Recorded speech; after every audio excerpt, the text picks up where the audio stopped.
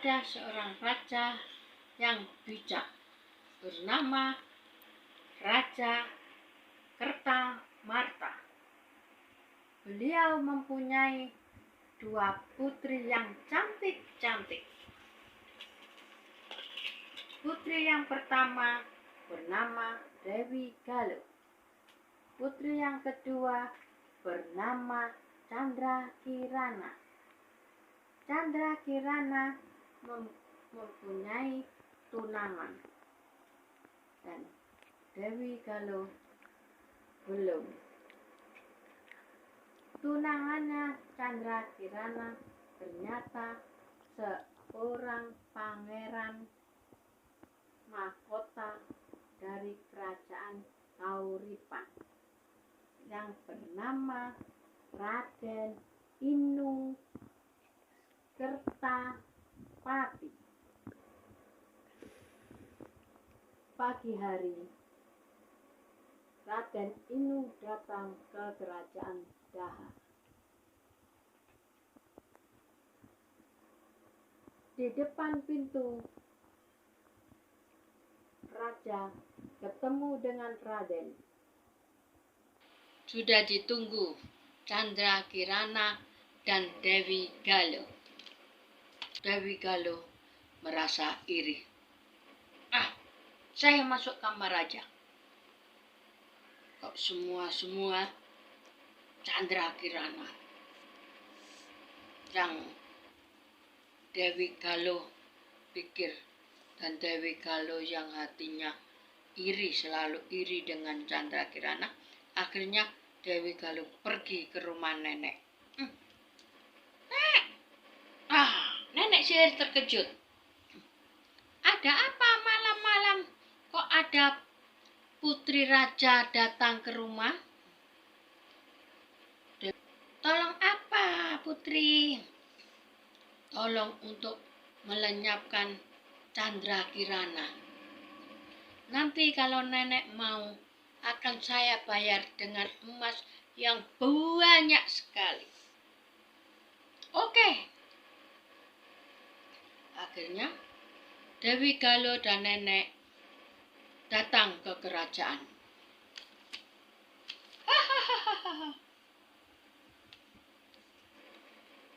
Hai kak, kesini kak. Candrakirana manggil Dewi. Ini loh, bunga kita yang kita tanam sudah berbunga. Candrakirana terkejut. Siapa itu? Nenek, kak. Kan saya sihir menjadi keong. Bra-kedabra. Di sekitar Candrakirana banyak asap yang menggumpal-gumpal putih.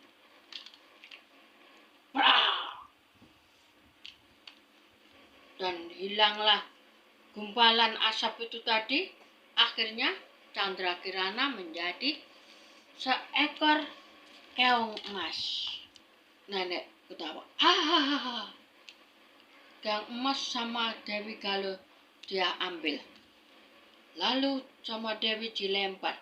Kamu akan saya lempar biar jauh-jauh dari kerajaan. Dilemparlah keong emas ke sungai. Ya. Nanti saya akan bilang ke ayah kalau kamu pergi jauh.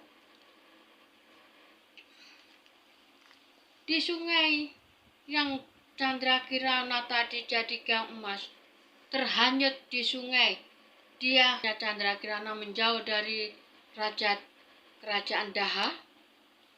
Di situ Candrakirana bilang, kenapa kakak kok jahat dengan saya?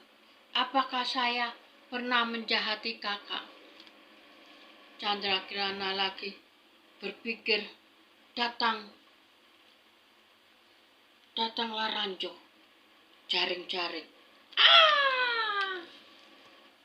Kenalah keong emas kena ranjau. Ternyata ini ranjau nenek tua yang sedang cari ikan. Nenek terkejut. Kok ada keong emas Nah, tak bawa pulang lah. Akhirnya Kang Emas dibawa pulang nenek ke rumah dan ditaruhlah di tempayang. Pagi hari, nenek berangkat ke kebun dan pagi hari itulah Kang Emas menjadi manusia lagi. Kang Emas memasak masakan untuk nenek. Dan di kebun nenek habis menanam jagung, nenek bilang, "Lah, sudah sore, saya belum masak untuk makan sore." Akhirnya nenek pulanglah ke rumah. Nenek dari rumah terkejut. Membuka pintu, nenek terkejut. Kok ada masakan? Siapa yang masak? Akhirnya nenek masak. Makan masakan itu tadi. Dengan perasaan penasaran, nenek tidak pulang sore.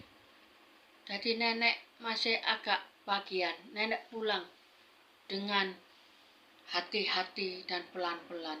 Nenek membuka pintu rumah. Nenek terkejut. Chandra Kirana pun terkejut. Di dalam ternyata ada gadis cantik. Siapa gadis cantik itu? Akhirnya nenek dan Chandra Kirana duduk berdua. Duduk berbicara dan Chandra Kirana bercerita.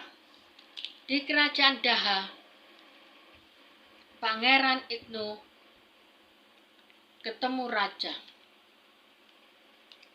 "Jangan khawatir raja, saya akan mencari Chandra Kirana." Di situ akhirnya Dewi Galuh pergi ke nenek sihir lagi. "Tolong bantu saya lagi, halangi Raden." Oke.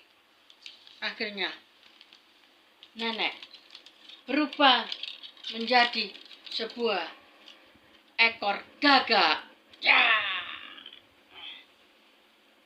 Dan di situ Raden sudah jalan mau ke desa mencari Chandra Kirana.